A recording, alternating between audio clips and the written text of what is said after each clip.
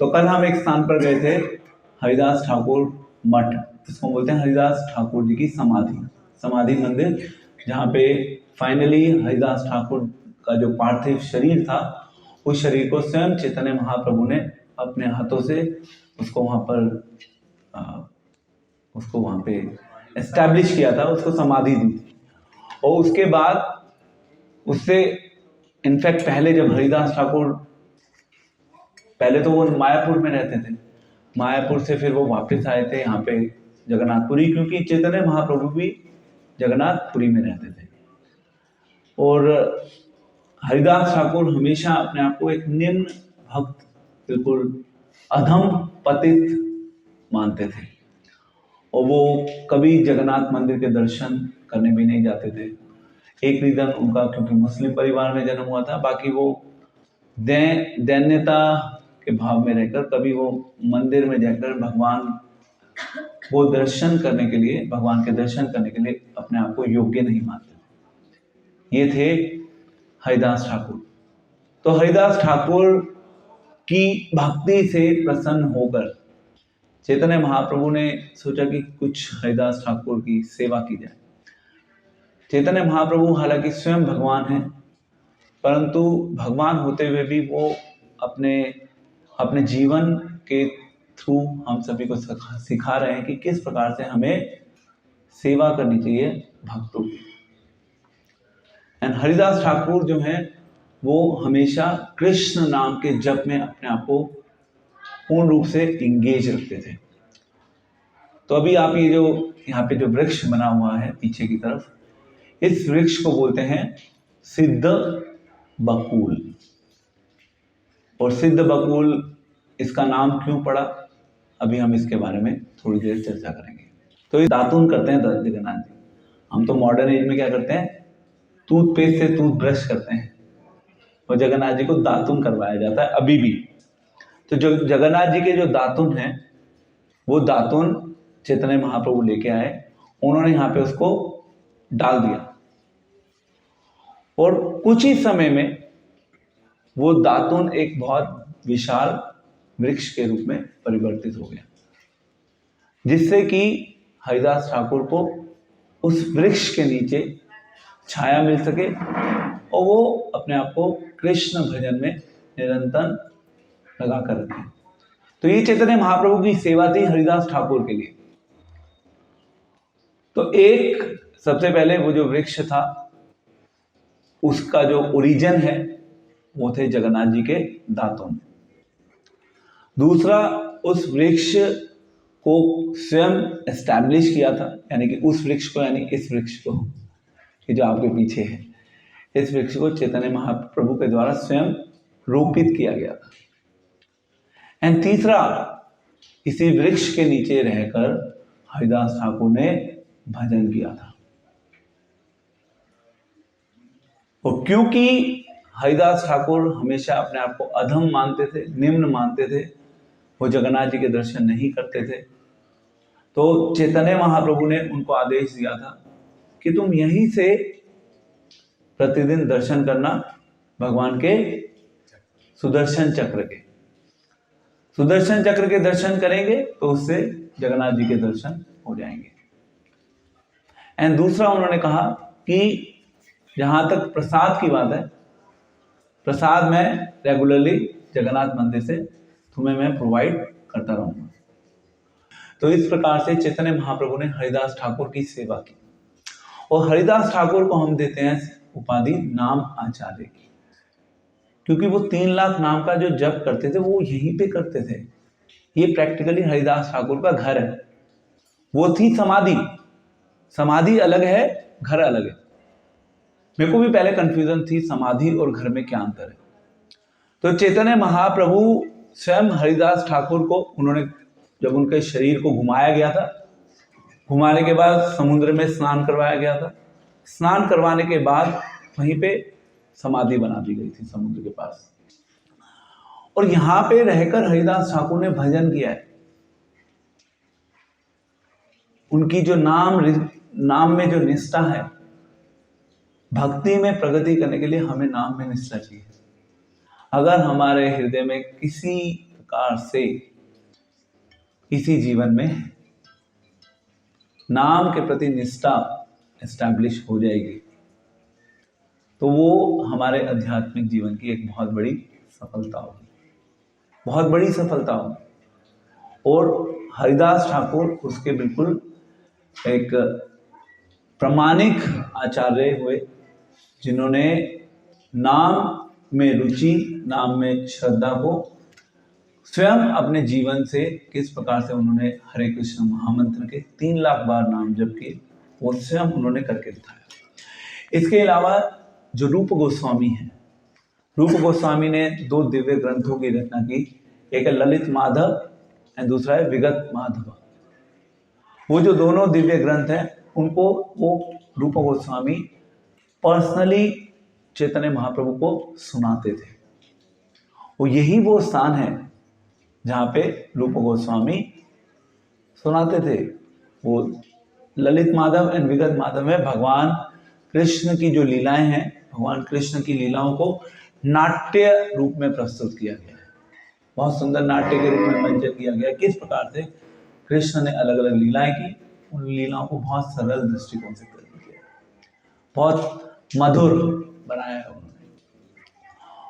और इसके अलावा जो नित्यानंद प्रभु हैं, नित्यानंद प्रभु भी समय समय पर हरिदास ठाकुर से मिलने के लिए आते थे, क्योंकि जो प्रचार का जो मुख्य कार्यभार था, चैतन्य महाप्रभु स्वयं ज्यादा प्रचार नहीं करते थे, क्योंकि चैतन्य महाप्रभु यहां से थोड़ी सी ही दूर एक स्थान है गंभीरा।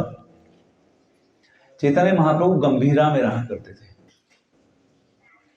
एक है काशी मिश्र, चैतन्य महाप्रभु के ही पार्षद हुए काशी मिश्र। तो काशी मिश्र जो थे वो एक तो चैतन्य महाप्रभु के बहुत बड़े भक्त थे, और उसके अलावा वो जो वहां पे राजा थे उड़ीसा के, मतलब पुरी के जो राजा थे प्रताप रुद्र के उसमें वो एक बहुत बड़ी हाई पोजीशन पे भी थे। तो फिर इनिशियली जब चैतन्य महाप्रभु आए थे जगन्नाथपुरी, शुरू के समय चैतन्य महाप्रभु सार्वभौम भट्टाचार्य के घर रहा करते थे। हम जाना चाहते हैं सार्वभौम भट्टाचार्य के घर, पता नहीं समय मिलेगा या नहीं, कोशिश करेंगे, अगर टाइम मिला तो हम विजिट करेंगे। तो पहला जो उनका मुख्य प्लेस ऑफ रेजिडेंस था चैतन्य महाप्रभु का था, वो था सार्वभौम भट्टाचार्य का घर। एंड ये जो काशी मिश्र हैं, क्योंकि इनकी बहुत बड़ी गवर्नमेंट पोस्ट थी, तो उनको जो प्रताप रुद्र थे राजा, उन्होंने एक बहुत अच्छा स्थान दिया था, जहाँ पे बहुत अच्छे बगीचे बने हुए थे, बहुत सुंदर प्लेस था। वो स्थान जगन्नाथ मंदिर के बिल्कुल पास में था, बिल्कुल पास में वो स्थान था। और काशी मिश्र ने सार्वभौम भट्टाचार्य से प्रार्थना करी कि ये स्थान इतना सुंदर है, और ये स्थान क्योंकि जगन्नाथ मंदिर के भी पास है, तो यहाँ पे यदि चैतन्य महाप्रभु रहें तो ये चैतन्य महाप्रभु के लिए बेस्ट प्लेस हो सकती है रहने। तो चैतन्य महाप्रभु ने अपने जीवन के 12 वर्ष गंभीरा में बिताए,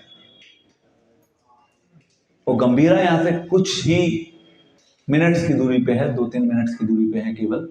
तो अभी हम गंभीरा जाएंगे कीर्तन करते हुए। तो वो अब गंभीरा क्या है? गंभीरा है चैतन्य महाप्रभु का घर। यहाँ पे हरिदास ठाकुर रहते थे, वहां पर गंभीरा में चैतन्य महाप्रभु रहते थे, और इस प्रकार से जितने भी चैतन्य महाप्रभु के परिकर थे वो समय समय पर मिलते थे, और उनका एक ही एजेंडा होता था, मुख्य एजेंडा, किस प्रकार से ये जो हरिनाम संकीर्तन है, हरिनाम संकीर्तन की बाढ़ को फैलाया जाए, ये मुख्य एजेंडा होता था। रूप गोस्वामी थे, सनातन गोस्वामी थे, ये शास्त्रों के ऊपर चर्चा करते थे, अलग अलग विषय चैतन्य महाप्रभु के पास लेके आते थे, चैतन्य महाप्रभु बताते थे, गाइड करते थे, एजुकेट करते थे। तो इस प्रकार से कृष्ण भावनामृत का जो बीज है, उस बीज को चैतन्य महाप्रभु ने पर्सनली एक्टिवली प्रीचिंग नहीं करी जब वो जगन्नाथपुरी आ चुके थे। विशेष रूप से चैतन्य महाप्रभु ने कोई संकीर्तन आंदोलन जगन्नाथपुरी में नहीं चलाया। जो चैतन्य महाप्रभु के जीवन के लास्ट के 12 वर्ष हैं, उस समय चैतन्य महाप्रभु का मूड, जो भक्ति की जो पराकाष्ठा है, वो उस मूड का अनुभव कर रहे थे। भगवान से वो विरह का अनुभव कर रहे थे।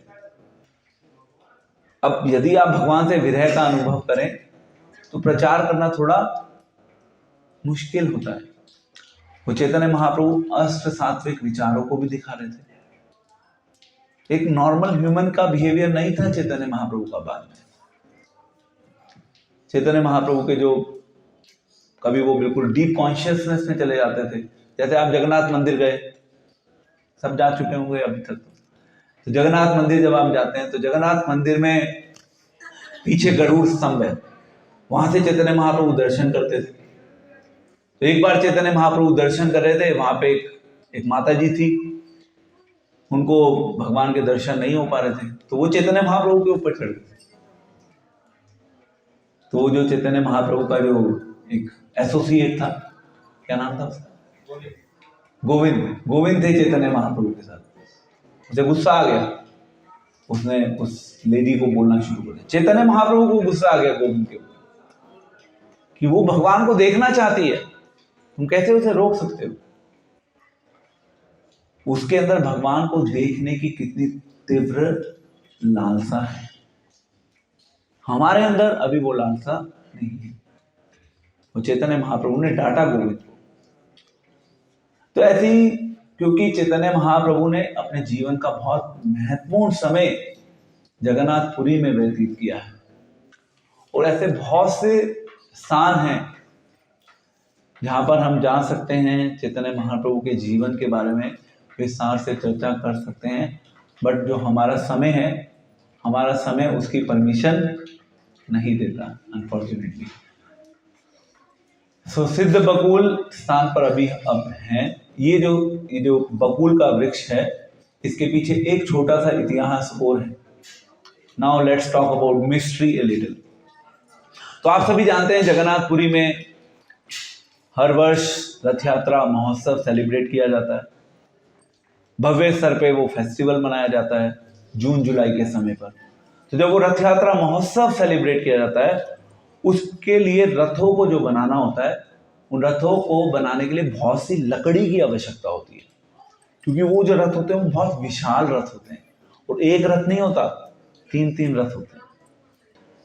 तो राजा ने, जब हरिदास ठाकुर चले गए इस संसार से, हरिदास ठाकुर के जाने के बाद राजा ने कहा कि भाई ठीक है, ये इतना बड़ा वृक्ष है, वो ये बहुत जल्दी बड़ा हो गया था। चैतन्य महाप्रभु ने इसको डाला, उस बबूल बोलते हैं ना शायद, हाँ, बबूल को डाला। जैसे ही डाला वो बहुत जल्दी बड़ा हो गया।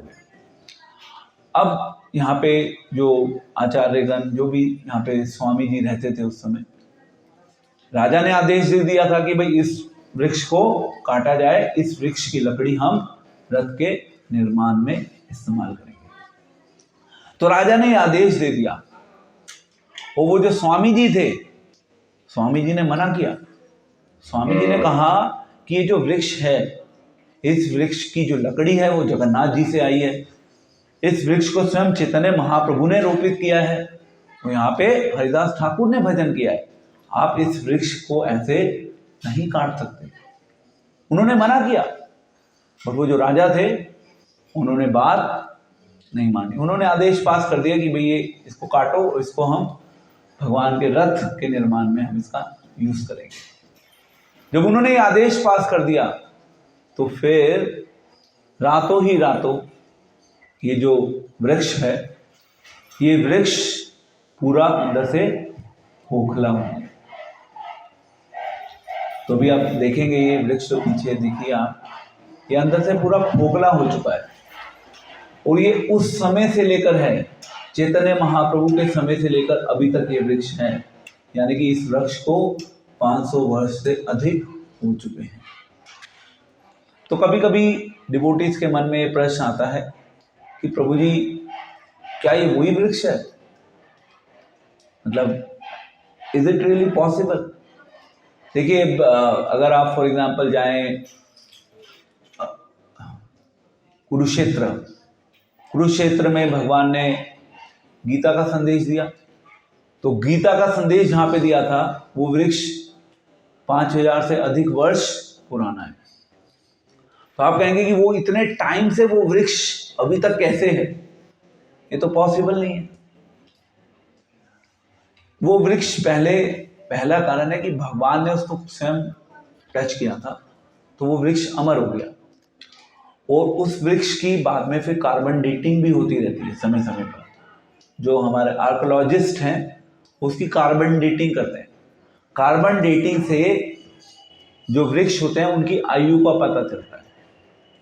तो उसकी आयु का पता लगाया गया एंड ये निर्धारित हो गया कि वो जो वृक्ष है जहाँ पे भगवान कृष्ण ने अर्जुन को गीता का उपदेश दिया था वो अमर है।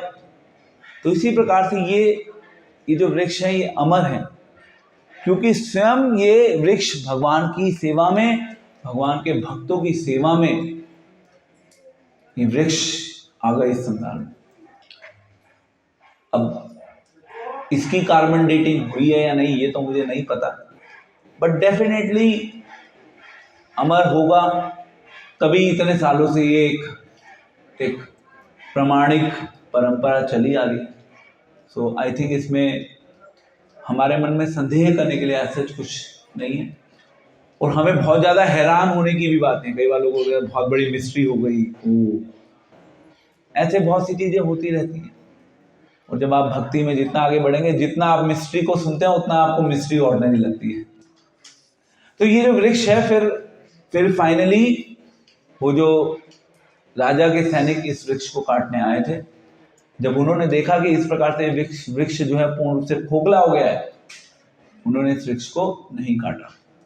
तो ये जो बकुल का पेड़ था, ये बकुल का पेड़ परिवर्तित हो गया सिद्ध बकुल में। इसीलिए इस स्थान का नाम है सिद्ध बकुल।